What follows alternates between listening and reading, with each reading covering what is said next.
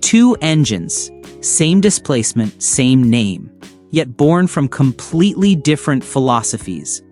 The Chevrolet 302 and the Ford 302 may share identical cubic inches, but beneath those numbers lies a clash of intent, culture, and engineering DNA that defined an era of American performance. Both engines measured 302 cubic inches with the same bore and stroke dimensions, 4 inches by 3 inches, and both became legends in their own right. But that's where their similarities stopped cold. Chevrolet's 302 was a purebred racing creation, a homologation special crafted between 1967 and 1969 solely to conquer the SCCA Trans Am series. It was a purpose-built screamer designed for high-rev competition and born from Chevrolet's relentless drive to dominate on the track. Ford's 302, on the other hand, began as a practical evolution of the 289 Windsor, a dependable small block designed for everyday use. It wasn't born to race, it became legendary almost by accident. Where the Chevy 302 lived fast and died young after 3 short years, the Ford 302 quietly evolved into a long-lived workhorse that powered millions of Mustangs, trucks, and family cars from 1968 all the way to 2001. The contrast couldn't have been sharper. Chevrolet engineered a track weapon that happened to be street legal, while Ford built a street engine that sometimes went racing. Chevy's creation was for weekend warriors and professional racers alike, a machine tuned for peak performance at the red line. Ford's version was for the everyday American who wanted a V8 growl under the hood without sacrificing reliability or comfort.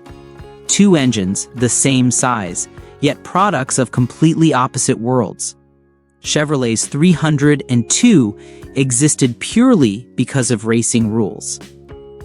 In 1967, the SCCA Trans Am series mandated that engines must stay under 305 cubic inches and be available in at least 1,000 production cars for homologation. Vince Piggins and Chevrolet's engineering team faced a unique challenge: create the largest possible small block within that limit. Their solution was genius in its simplicity. Take the 327 block, shorten the stroke from 3.25 inches to 3, and retain the 4-inch bore. The result was 302.4 cubic inches, just under the legal threshold. This engine was never meant for grocery runs or daily commutes. It featured an aggressive solid-lifter camshaft, 11:1 compression ratio, and a power band that didn't wake up until 5,000 revolutions per minute. It was available only in the Camaro Z 28, built just to qualify Chevrolet for the Trans Am grid. Production numbers were deliberately low, only enough to meet racing requirements, making it a race engine disguised as a road car power plant. Ford's 302 Windsor was born under completely different circumstances. By the late 1960s, Ford needed to modernize its aging 280-9 V8 to meet stricter emissions standards and rising consumer demand. The solution? Increase the stroke from 2.87 inches to 3 inches while keeping the 4-inch bore, coincidentally matching Chevrolet's racing engine dimensions to the decimal. But while Chevy did it for horsepower and high RPMs, Ford did it for drivability and endurance. Ford's 302 was designed to last.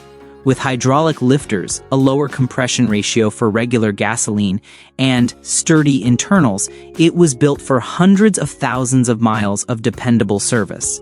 It powered everything from Mustangs to F-150 vans, and even marine equipment.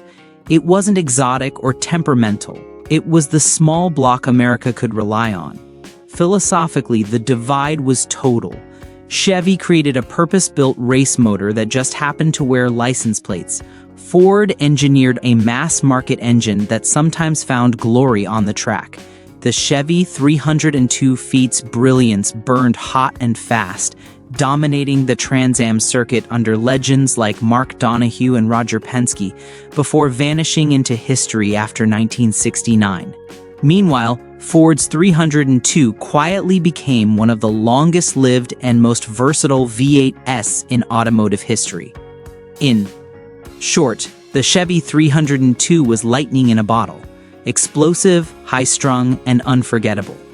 The Ford 302 was endurance made mechanical, practical, adaptable, and eternal. 2 engines, 1 number, and a story that defined what American muscle truly meant: speed versus staying power. Below 3,000 revolutions per minute, the Chevrolet 302 felt tame, almost docile.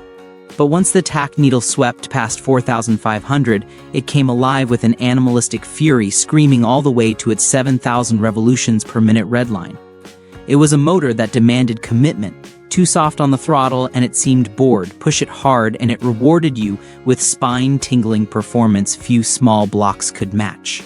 Fully dressed, the Chevy 302 weighed around 575 pounds. Not particularly light, but reasonable for an engine that packed so much power per cubic inch. Ford's 302 Windsor, however, was engineered with a very different philosophy. Most production versions came with a cast iron crankshaft, with the more performance-oriented variants, like the legendary Boss 302, receiving forged steel cranks for added strength at high RPM. The use of hydraulic lifters in nearly all street versions meant that Ford owners didn't have to constantly adjust their valves, unlike Chevy's solid lifter setup.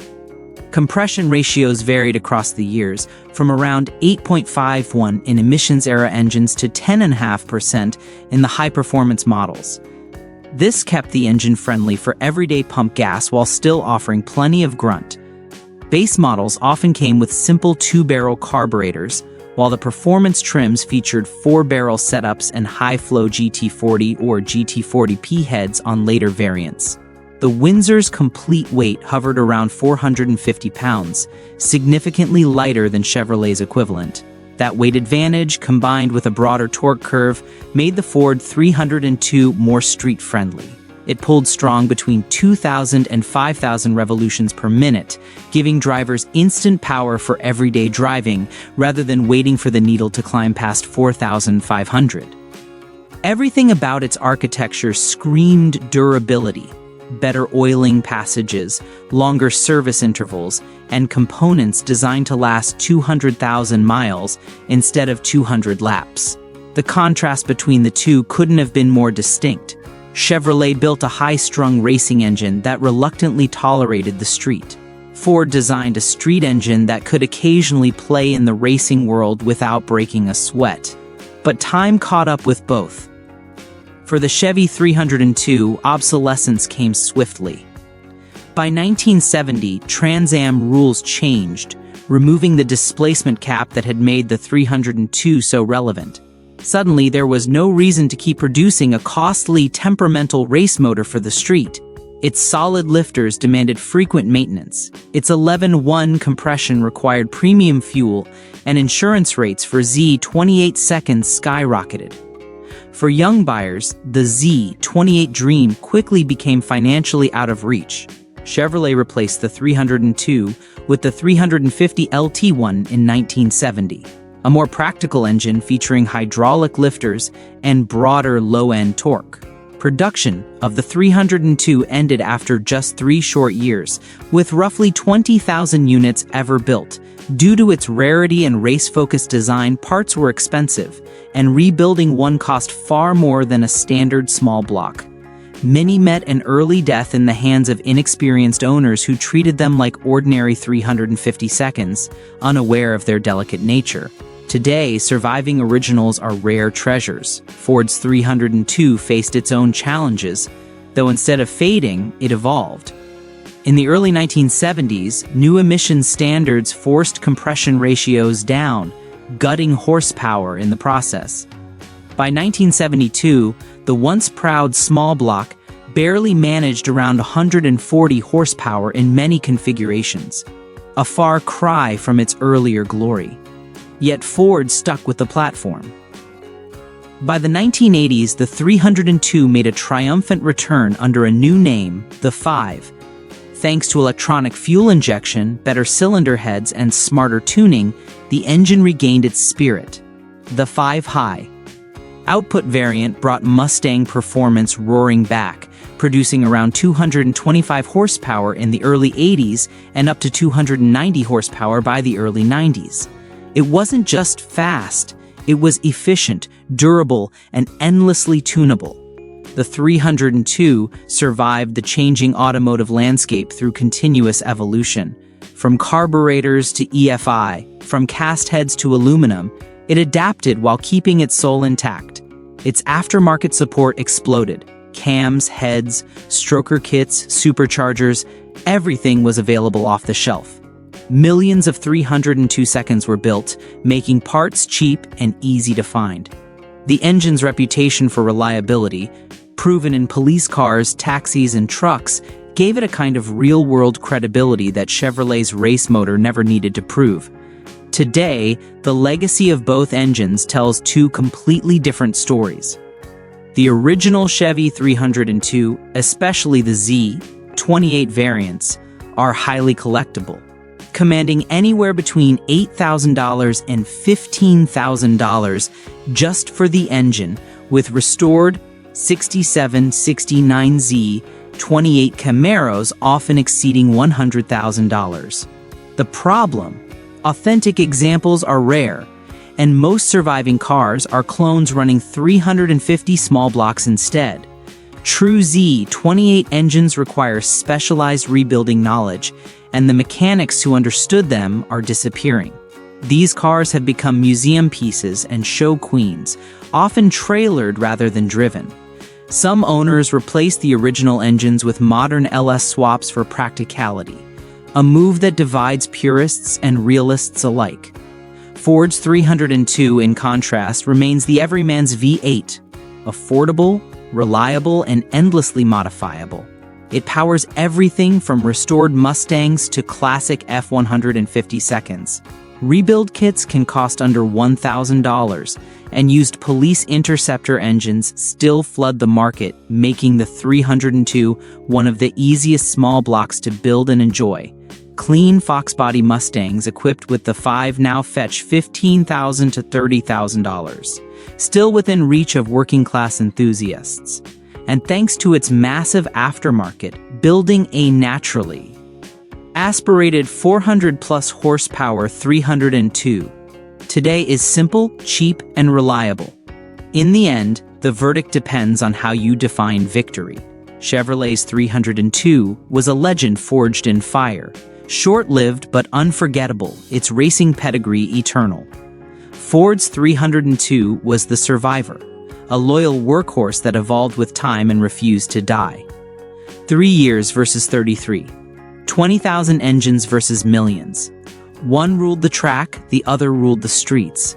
Both carried the same name, 302, but represented opposite ends of the American V8 spectrum.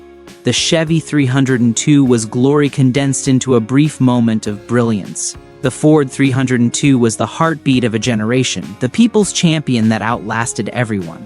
So the real question remains, would you rather have 3 years of unmatched glory or 3 decades of unstoppable dominance?